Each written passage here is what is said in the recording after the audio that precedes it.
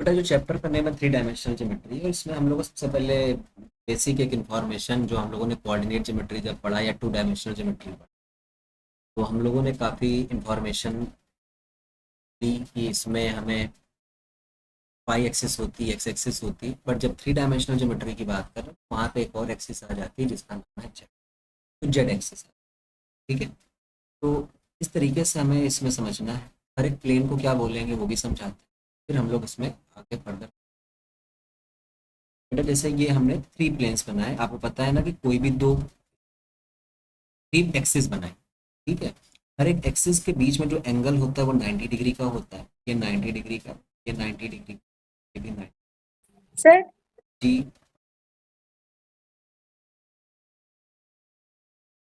तो आपको पता है कि जो भी तीन एक्सिस हो हैं, जो भी एक्सिस होती है उनमें एंगल कितने डिग्री का होता है? 90 डिग्री। तो ये जेड एक्सिस हो गई, ये वाई एक्सिस हो गई, ये हमारी। ठीक है। बेटा ये जो प्लेन है जो एक्स और वाई एक्सिस से बन रहा है इसे बोलेंगे एक्स वाई प्लेन। ये जो प्लेन है बेटा, ये जो रीजन दिख रहा है ये हमारा बोला जाएगा एक्स वाई। सेम ऐसे ही बेटा ये क्या बोला जाएगा? वाई जेड प्लेन बोला जाएगा, और ये जेड एक्स प्लेन। ठीक है। ये चीज़ें बेसिक सी बात आपको पता। अब आपने अगर कोई पॉइंट ले रखा है, मान लो जैसे अब हम लोग वहां पे क्या करते थे, कोऑर्डिनेट्स लेते थे। जब हम एक्स एक्सिस पे कोई भी कोऑर्डिनेट लेते थे तो बोलते थे वाई की वैल्यू जीरो।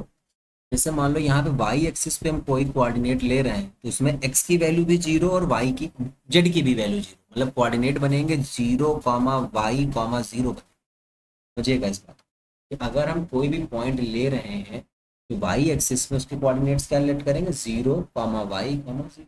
जब जेड एक्सिस की बात करेंगे तो इसमें एक्स और वाई दोनों की वैल्यू जीरो होगी, तो जीरो कॉमा जीरो।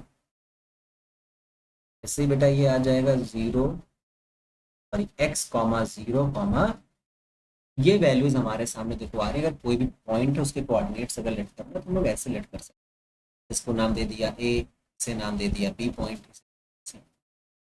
ठीक है। ये सब बातें पता समझ में आ रही होंगी। ये जो पॉइंट है ये हमारा ओरिजिन कहलाता है, इसके coordinate zero comma zero comma zero, X axis Y axis तीनों को रेफरेंस पॉइंट देकर उस हिसाब से हम लोग। ठीक है। ये बात भी आपको समझ में आ रही है। अब मान लीजिए कोई पॉइंट लेना है हमें पी। ठीक है। ये लेट करना है कोई पॉइंट, जैसे हम लोग लेट करते थे ना P X comma Y B या पॉइंट। अब यहाँ पे P X comma Y comma Z हमें कोई पॉइंट भी अगर हमें लेट करना है, वो पॉइंट क्या होगा? X comma Y comma Z. ठीक है। अच्छा, जब दो प्लेन रहते थे, जब दो एक्सिस हम पूरी बनाते थे, जरा बात समझिएगा।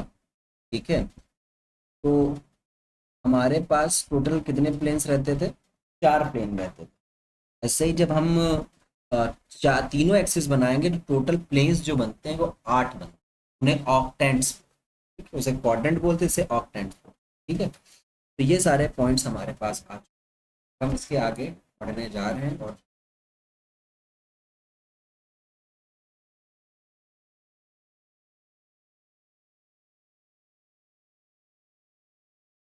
ठीक है।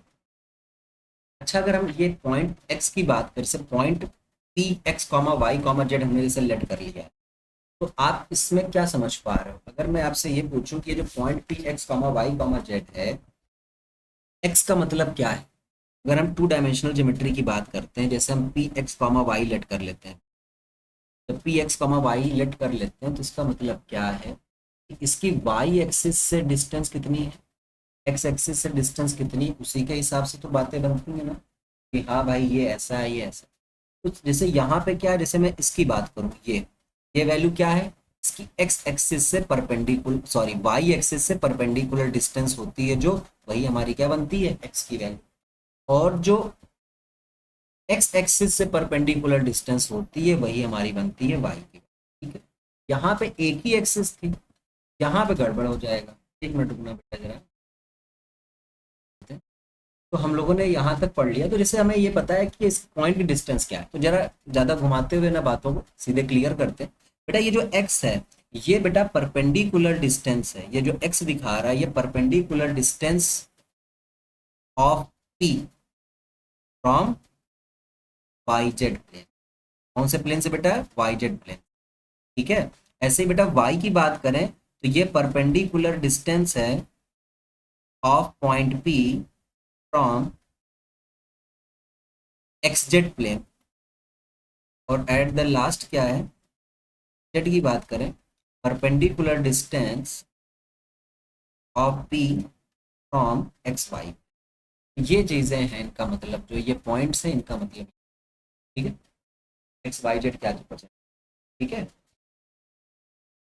अब हमें यहाँ पे थोड़ा सा वेक्टर्स और इन दोनों को लिंक करके चलना है, तो हम आपको एक बात समझा रहे हैं, उसको समझ के फिर हम लोग देखते हैं। थ्री डायमेंशनल ज्योमेट्री में जो आपने वेक्टर अलजेब्रा में कॉन्सेप्ट्स पढ़े हैं, तो उनका भी यूटिलाइजेशन। तो चलिए अब हम एक, आपके सामने तीनों एक्सिस बना रहे हैं और एक लाइन ड्रॉ कर रहे हैं, ठीक है। इसके पहले जब हम लोग टू डायमेंशनल ज्योमेट्री पढ़ते थे, तो हम लोग क्या करते थे कि कोई भी एक लाइन बना दी, उसका अगर हम लोग एंगल निकालना रहता था, उसका स्लोप क्या है, तो हम लोग देखते थे कि वो एक्स एक्सिस से कितना एंगल बना, एक्स एक्सिस से कितना एंगल, जैसे मान लो थीटा है, तो M equal to tan theta लगा, ये एक्स एक्सिस से भी हो सकता था स्लोप। बट अगर किसी ने वाई एक्सिस से पूछ लेता, तो हम यहाँ पे 90 माइनस थीटा करके दूसरा वाला भी निकाल लेते थे, ठीक है। तो ये हमारे पास हो गई, मतलब स्लोप हम पहले निकाला। बट ये टू डायमेंशनल की बातें थी। अब हमें थ्री डायमेंशनल में भी अगर किसी एंगल का, सॉरी लाइन का स्लोप निकालना है, बेसिकली हम लोग अब पढ़ने जा रहे हैं डायरेक्शन कोसाइंस के बारे में और डायरेक्शन रेशियोज के बारे में। सबसे पहले जो हमारा फोकस है वो डायरेक्शन कोसाइंस का है, ठीक है। तो हम लोग क्या करेंगे, हम तीनों एक्सिस पहले बनाए दे रहे हैं, तो मैं फिगर ही बना रहा हूँ। एक्स हो गया, ये वाई हो गया, ये जेड, ठीक है। तीनों एक्सिस बन गए। ये पॉइंट जो है ये ओरिजिन बन रहा है, इसके कोऑर्डिनेट 0,0,0, ठीक है। और हम लोग एक लाइन ड्रॉ कर रहे हैं बेटा, ठीक से करके, जो इसके ओरिजिन से पास हो रही है। इसका कलर चेंज कर देते हैं, ऑरेंज कलर। एक लाइन है बेटा ये, जो ओरिजिन से पास होते हुए जा रही है। लाइन का नाम हमने लेट कर लिया बेटा, ये एल एक लाइन है जो ओरिजिन से पास, ठीक है। एक सेकंड बेटा,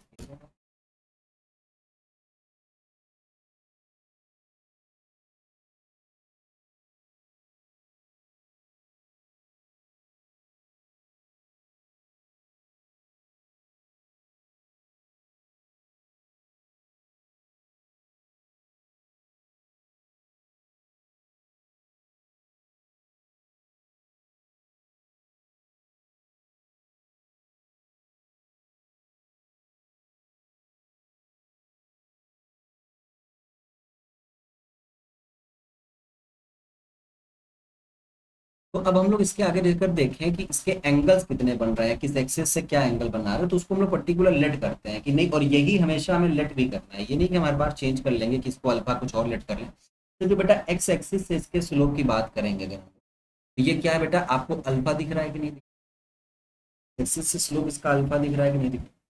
इससे ऐसे ही बेटा हम लोग अगला एंगल लेट करने वाले हैं। तो जो अगला एंगल होगा इसको हम लोग बेटा बोल दे रहे हैं गामा।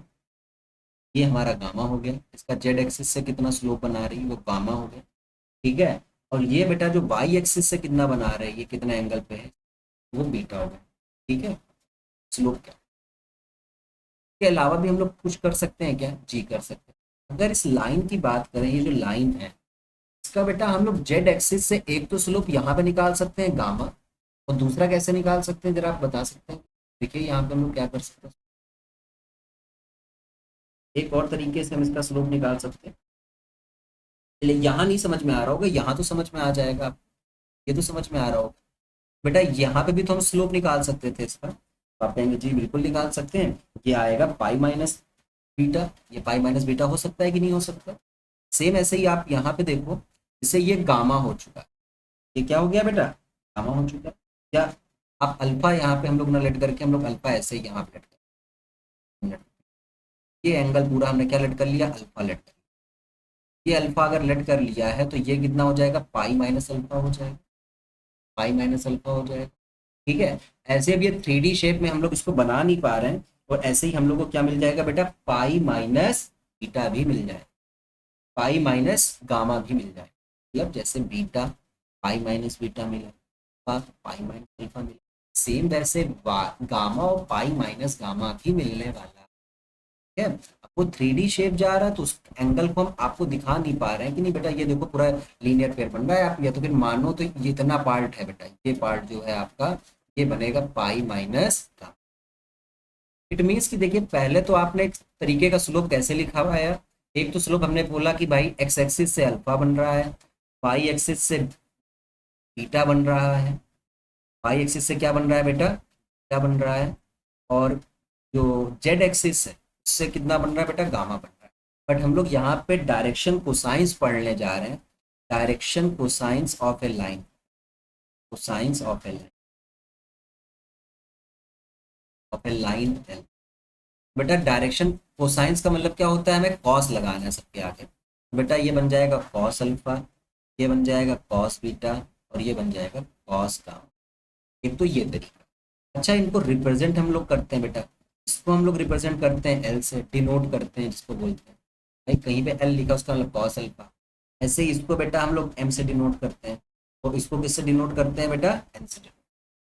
तो ये एक तरीका हो गया इसके डायरेक्शन को साइंस और करके। दूसरा तरीका ये हो सकता है कि सर जो आपने पाई माइनस अल्फा करके एंगल लिखे, मतलब pi minus alpha, pi minus beta, pi minus gamma, इनके अगर हम डायरेक्शन को साइंस ले लें तो यही यहाँ से भी तो आ सकता है वही, बिल्कुल कॉस पाई माइनस अल्फा आएगा, कॉस पाई माइनस बीटा आएगा, कॉस पाई माइनस गामा आएगा, कॉस 180 माइनस थीटा, ठीक है, माइनस कॉस थीटा हो, कॉस 180 माइनस थीटा क्या हो जाएगा, माइनस कॉस थीटा, फिर minus cos alpha, minus cos beta, फिर माइनस कॉस, ठीक है। अब यहाँ पे इसके आगे और बातों को समझते चलते हैं और देखते हैं कि अ, यहाँ पे हम कॉस अल्फा को क्या लिख रहे थे बेटा, लेट कर रहे थे, डिनोट करते थे एल से, ये माइनस का एल बन जाएगा। कॉस बीटा को किससे डिनोट करते हैं, एम से, तो ये माइनस का एम बन जाएगा, और ये माइनस का एम बन जाएगा। का मतलब किसी भी लाइन के दो तरीके से डायरेक्शन को साइंस लिख सकते हैं, एक तो L comma M comma N, एक पहला पेयर ऑफ, मतलब ये हमारा डायरेक्शन को साइन लिखने का तरीका है। और दूसरा हमारा एक ये भी तरीका है कि हम इसको इस तरीके से भी लिख सकते हैं, minus L comma minus M comma minus L comma minus M comma minus, ठीक है। अब समझ में आई बात कि अब आपको जैसे डायरेक्शन कोसाइन लेट करने हैं किसी भी लाइन के, या कुछ भी लेट करना है, तो वहां पे आपके लिए प्रॉब्लम आ सकती है। अच्छा आगे समझते हैं, तो समझाऊंगा मैं कि इसके आगे क्या करना है, कि जैसे आपके पास दो है, एक तो L comma M comma N भी डायरेक्शन को साइन होते हैं किसी लाइन को, एक minus L comma minus M comma minus N भी होता है। तो उस चीज को भी अभी हम समझाते हैं कि इन दोनों में से पिक किसे करना है। तो इसके लिए हमें एक और फिगर बनाना है, जरा उस पर गौर फरमाइए। और देखिए इसमें हम लोग अब क्या करने जा रहे हैं कि वेक्टर के डायरेक्शन को साइंस, चूंकि हम लोगों ने वेक्टर अलजेब्रा पढ़ रखी है, तो वेक्टर अलजेब्रा में हम लोगों ने किसी एक वेक्टर के डायरेक्शन को साइंस लिखने सीखे थे, उसका पहले हम लोग डायरेक्शन को साइन लिखना चाहिए। बेटा ये एक्सिस आपको पता है, ये एक्स एक्सिस हो गई, ये जेड एक्सिस हो गई, ये हो गई वाई, ठीक है, वाई। एक वेक्टर हमने बना रखा है यहाँ पर,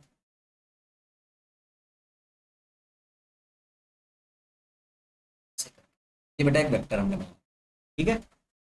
इसके भी एंगल हमने बताया कि स्लोप निकाले, मैंने कहा वाई एक्सिस से इसका बीटा है, जेड एक्सिस से गामा है, और ये आपका एक्स एक्सिस से अगर बात किया जाए तो अल्फा है। तो इसके डायरेक्शन को साइंस अगर हम लोग देखें, डायरेक्शन को साइंस, डायरेक्शन को साइंस, तो वो आपके पास आएंगे,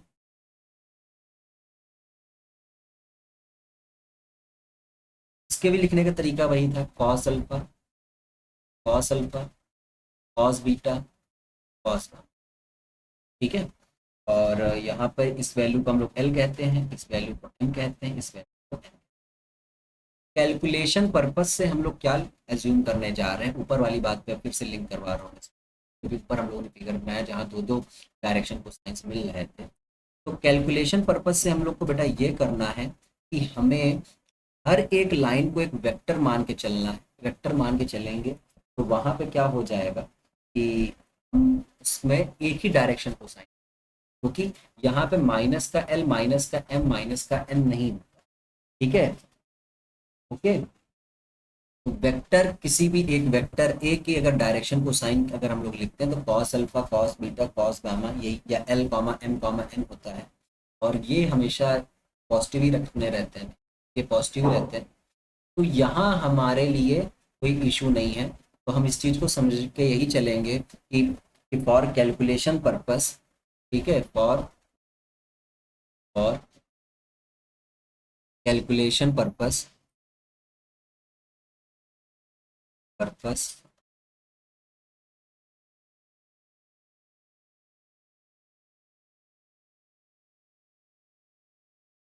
एक लाइन को we assume a line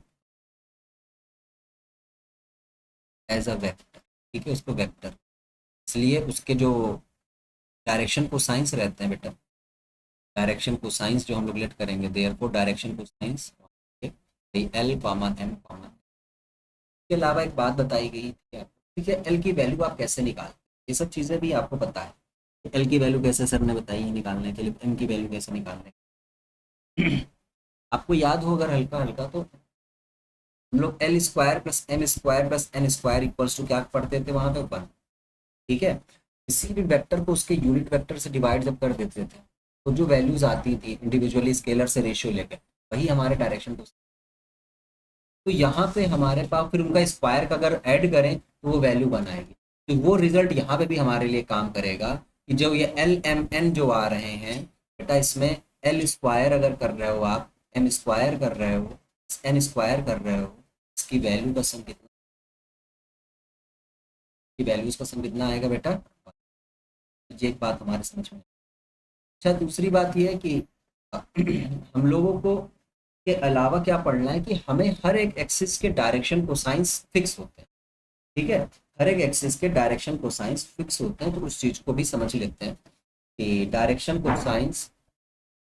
cosines of different different axis,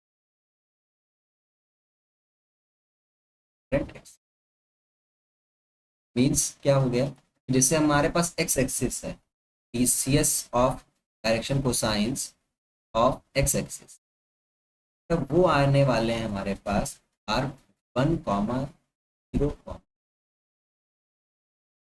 ठीक है। ऐसे ही अगर हम direction cosines of Y axis की बात करेंगे, वो आएगा बेटा R zero comma one comma zero.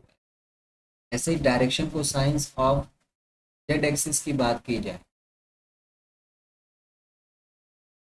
Zero comma zero.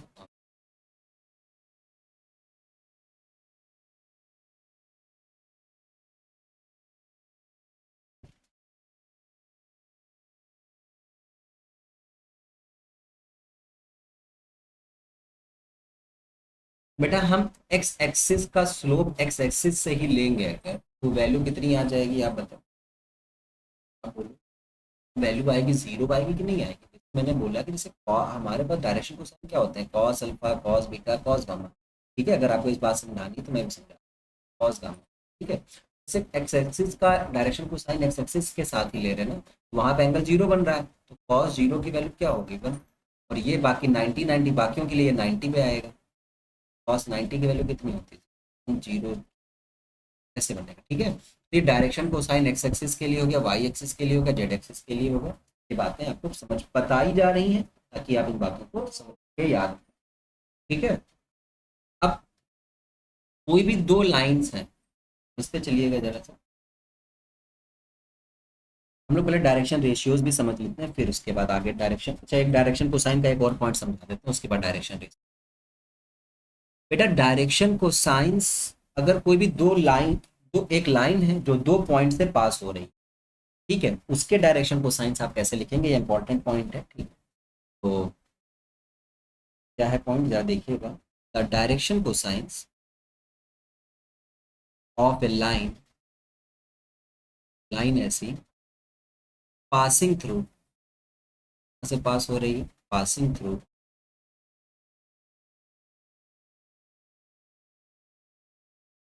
Passing through points A X one comma Y one comma Z one, B two comma Y two comma Z two, are given by are given by बेटा वो आएगा x2 minus x1 upon A B, y2 minus y1 upon A B, z2 minus z1 upon A B, minus z1 upon A B.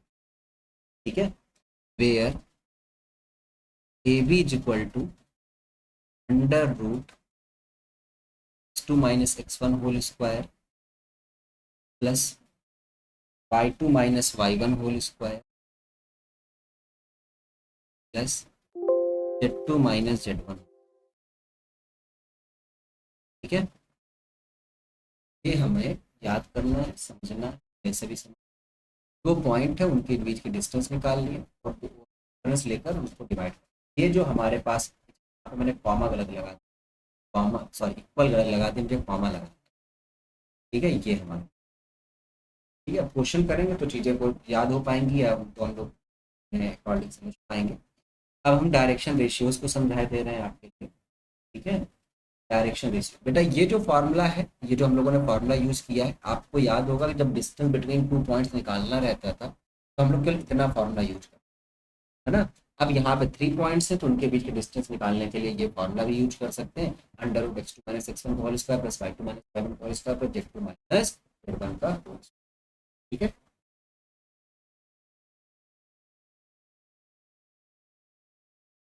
किसी को परेशान होने की जरूरत नहीं है। अगर किसी को एक प्रॉब्लम आ रही है कि यार x2 minus x1 upon A B क्यों आ रहा है, y2 minus y1 upon z2 minus z1, तो हम आपको ये बता सकते हैं पॉइंट्स हैं जो हम लोगों आपको पढ़ा होगा कि ऐसे करके जब हमें रेशियो निकालने रहते थे या डिस्टेंस फॉर्मूला जब हम लोगों ने जनरेट किया था तो हम लोगों ने कैसे चीज़ परपेंडिकुलर ड्रॉ की है, फिर ये x2 माइनस x1 बना था, कुछ बहुत सॉरी y2 माइनस y1 बना था, और ये z2 minus z x2 minus x1 बना था। तो यहीं पे अगर हम लोग कॉस लगा देते हैं, बेटा कॉस जरा आप लगा दीजिए, मैं थोड़ा थोड़ा समझा सकता हूँ यहाँ पे भी।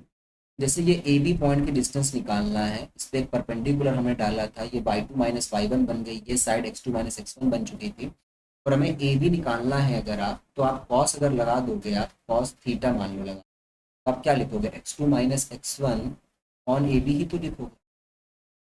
और यही चीज़ तो यहाँ पे भी लिखी गई है ना बेटा, minus x1 upon A B, y2 minus y1 upon A B, z2 minus z1 upon.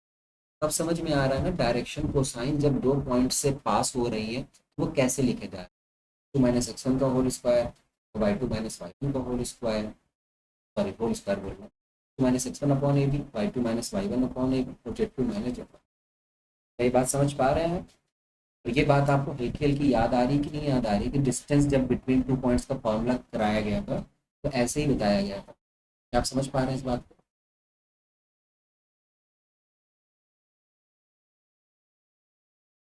आप बता भी रहा हूँ, direction ratios of a line क्या होता है, जो नेक्स्ट टॉपिक यही।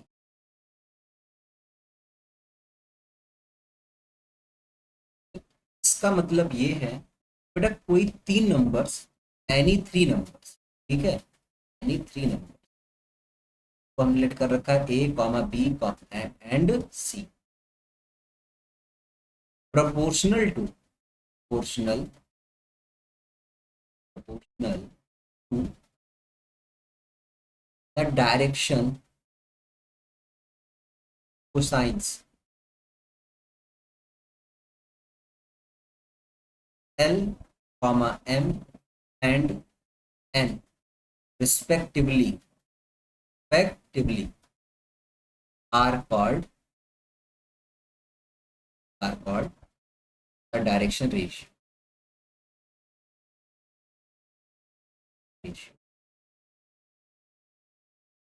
इनका प्रोपोर्शनल किसके साथ होना चाहिए, डायरेक्शन कोसाइंस के साथ। मींस क्या है, इसका मतलब ये है कि एल अपॉन ए आप कर लो, एम अपॉन बी करिए, एम अपॉन बी करिए, और एन अपॉन सी करिए। ये जो वैल्यूज आ रही हैं बेटा, ये अगर रेशियोज इक्वल हैं इसका मतलब ए बी सी क्या है, हमारे डायरेक्शन। ठीक है, इट मीन्स यही है। अब हम लोगों ने डायरेक्शन को साइंस निकालने का एक तरीका भी सीखा था। ठीक है, तो कैसे रहता था कि एल की वैल्यू, डायरेक्शन रेशियो सॉरी निकालने का एक तरीका ये है, जो फर्स्ट मेथड भी आप बोल सकते हो।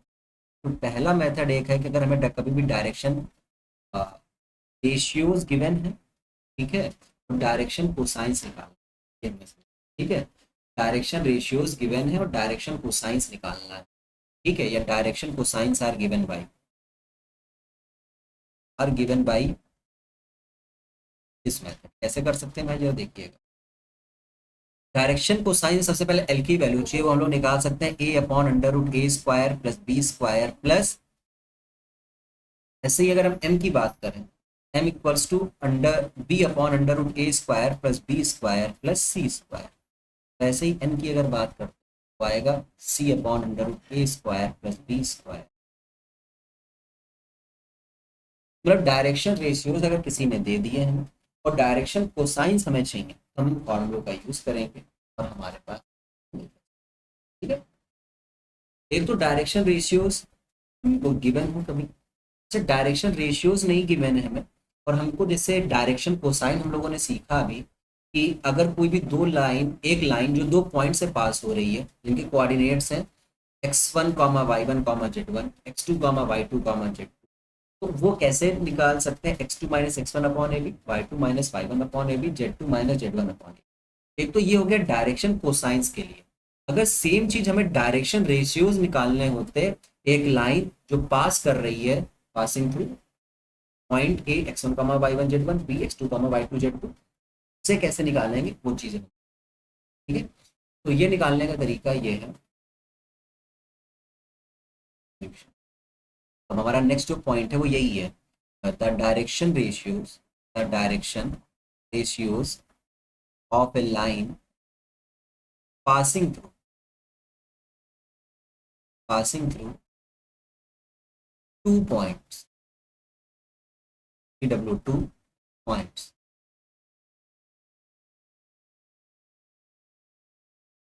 P x1 comma y1 comma z1 and Q x2 comma y2 comma z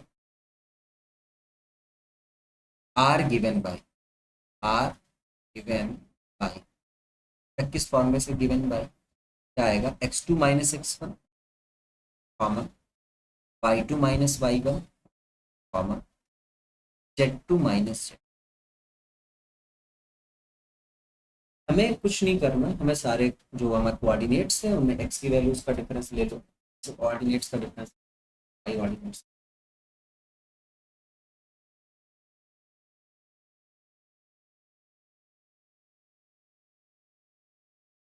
ठीक है, सारे पॉइंट्स आपको क्लियर हो पा रहे हैं, ठीक। अब हम लोग थोड़ा सा कुछ इंपॉर्टेंट फॉर्मूले और पढ़ते हैं, और इसमें हमें पोजीशन वेक्टर तो आप जानते हो किसी भी पॉइंट से कैसे बनाते हैं, वो चीज़ तो आपको पता ही है, ठीक है, कि अगर एक्स वाई जेड अगर पॉइंट है तो सिर्फ पोजीशन वेक्टर एक्स आई कैप वाई जे कैप जेड के कैप बनाते हैं, ठीक है, वो तो है ही है। सेक्शन फॉर्मूले की हम लोग बात करने जा रहे हैं, जैसे कि हम लोगों ने पढ़ा था पहले कि अगर सेक्शन फार्मूला, अगर कोई जब 2 डायमेंशनल ज्योमेट्री पढ़ रहे थे तो सेक्शन फार्मूले हमें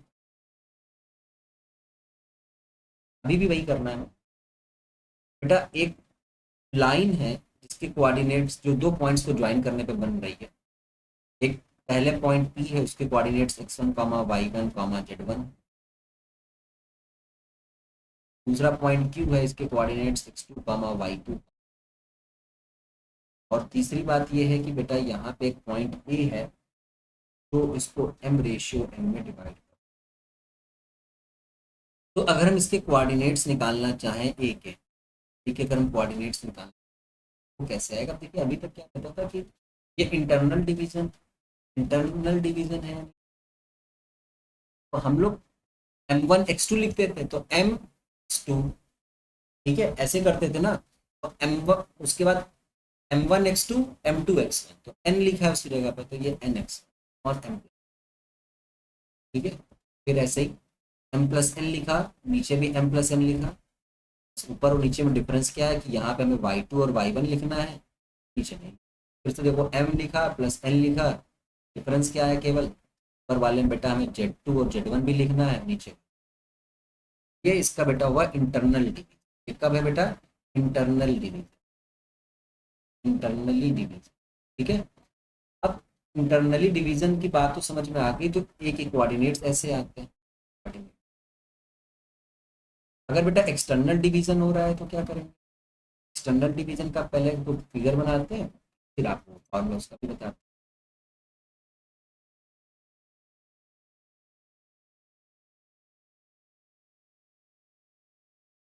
x1 कॉमा y1 कॉमा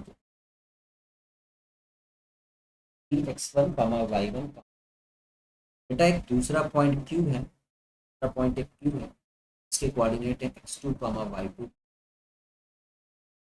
और ये बेटा क्या कर रहा है कि ये इसको एक्सटर्नल डिवीजन करने के लिए एक पॉइंट ए है जो इसको एक्सटर्नली डिवाइड कर, एक्सटर्नली डिवाइड करने का मतलब है कि ए से क्यू की डिस्टेंस ले लो, ए से बी की डिस्टेंस ले लो, उसी का रेशियो बना दे, वही भाई एक्सटर्नल डिवीजन। ठीक है, इसी के लिए हम लोग यहाँ डिवीजन में कर ही क्या रहे हैं, यहाँ जब रेशियो कैसे बनता है, ए से बी की डिस्टेंस जो आई वो लिख लिया, ए से क्यू की डिस्टेंस जो आई वो लिख लिया, उनका रेशियो ले लिया। तो सेम वही लॉजिक अभी भी लगाना है। हमें क्या करना है बेटा, हमें सबसे पहले यहाँ पे ए से पी की डिस्टेंस, ए से पी की डिस्टेंस बेटा कितनी आ रही है, आप कहेंगे कि सर आ रही है जो एम मान लो, ठीक है। और ए से क्यू की डिस्टेंस, इन्हीं का रेशियो जो आ रहा है उसी को एम रेशियो एन बोला जाता है। ये बेटा एन, एम रेशियो एन बन गया। तो अब यहाँ पे ये जो पॉइंट ए है, ये जो पॉइंट ए है, ये क्या करना, एक्सटर्नली डिवीजन करना, कर नहीं, ये एक्सटर्नली डिवीजन अगर करता है तो क्या होगा ये जरा सा, यहाँ पे आएगा coordinates of point A equal to M minus N, M minus N Y two, sorry x2 minus x1, M minus N, M minus, बिल्कुल करेक्ट कर रहे हैं आप, यही तरीका से याद रख सकते हो, वाई टू माइनस वाई, फिर एम माइनस एन लिखा है, और फिर M minus N, Z two minus Z, Z two देना यहाँ जेड, ठीक है। तो ये हमारे पास कोऑर्डिनेट्स ऑफ पॉइंट ए आ जाए, सेक्शन फॉर्मूला जिसे हम लोग कह रहे हैं, ठीक है। मिड पॉइंट का जो फॉर्मूला होता था x1 upon x2, x1 plus x2 upon two, comma y1 plus y2 upon two, से z1 प्लस z2 अपॉन, तो कोऑर्डिनेट्स ऑफ मिड पॉइंट है। सेंट्रॉइड ऑफ ए ट्राइंगल कैसे निकालेंगे वो चीज़ है, ये तो हम लोगों ने 10th में भी पढ़ा था थोड़ा सा, ठीक है। ये हमें बताना है आपको, और इसके साथ साथ क्या बताना है अभी, बस कुछ नहीं, वो हाँ, condition of collinearity of three points, वो समझा के, ठीक है, ये समझाना। तो आप इसके बाद हम क्वेश्चन पे क्वेश्चन करेंगे। तो हम लोग मिड पॉइंट वाले कुछ बातें लिख लेते हैं जल्दी जल्दी, ठीक है। Mid point of a line, mid point of a line,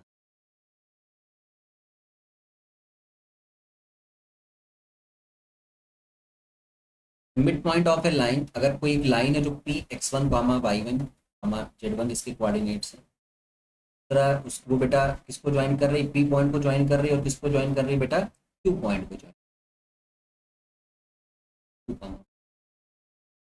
अब इसके मिडिल में एक पॉइंट मान लो है, ठीक है।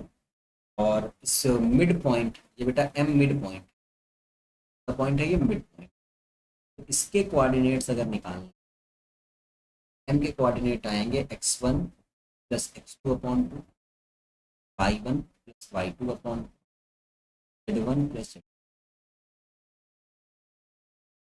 ठीक है। ऐसे ही सेंट्रॉइड ऑफ ए ट्राइंगल आपको अच्छे से, सेंट्रॉइड ऑफ ए ट्राइंगल, जो मीडियंस का इंटरसेक्शन पॉइंट होता है वही बेटा सेंट्रॉइड माना जाता है, पहली चीज, ठीक है। और सेंट्रॉइड ऑफ ए ट्राइंगल हम कैसे निकालेंगे, इसका फॉर्मूला है, अगर मान लो एक ट्राइंगल ही बना दिया जाए, एक ट्राइंगल हमने बनाया और उसके इस वर्टेक्स के कोऑर्डिनेट्स हैं x1 कामा y1, क्यू वर्टेक्स है इसके कोऑर्डिनेट्स हैं x2 कामा y2 कामा, और ये आर वर्टेक्स है जिसके कोऑर्डिनेट्स हैं x3 कामा y3 कामा z3 के, तो कोऑर्डिनेट्स ऑफ सेंट्रॉइड, सेंट्रॉइड का बताया जहाँ पे ये सारे मीडियंस को ज्वाइन करने पे जो पॉइंट मिले, ये कोऑर्डिनेट्स, ठीक है। ये आएगा आपको, इसको मान लो सी से रिप्रेजेंट करते हैं, कोई जी से रिप्रेजेंट करते हैं, ई की वैल्यू जो आएगी x1 plus x2 plus x3 upon 3, y1 plus y2 plus y3/3 ऐसे z1 आपके पास। ठीक है, चलिए कल के दिन बेटा कंडीशन ऑफ कोलिनियरिटी हम लोग कल पढ़ेंगे, उसके साथ ही उसका क्वेश्चन भी करेंगे, क्योंकि कंडीशन ऑफ कोलिनियरिटी केवल बता दूं उसके बाद क्वेश्चन उसका तुरंत ना कराऊं तो फिर बात समझ में नहीं। ठीक है, कल की क्लास में हम लोग जो आज पढ़ा है उस पे बेस्ड क्वेश्चंस करने करेंगे, और इसके आगे वाले क्लास में हम लोग कल की क्लास में ही सारे जो कॉन्सेप्ट्स हैं उन पे बेस्ड क्वेश्चन आएंगे, ज़्यादा क्वेश्चन हम लोग लाइन्स इन स्पेस पढ़ना है, equation of a line to a given point पढ़ेंगे। ठीक है, आज की क्लास अगर इतनी ही रखते हैं।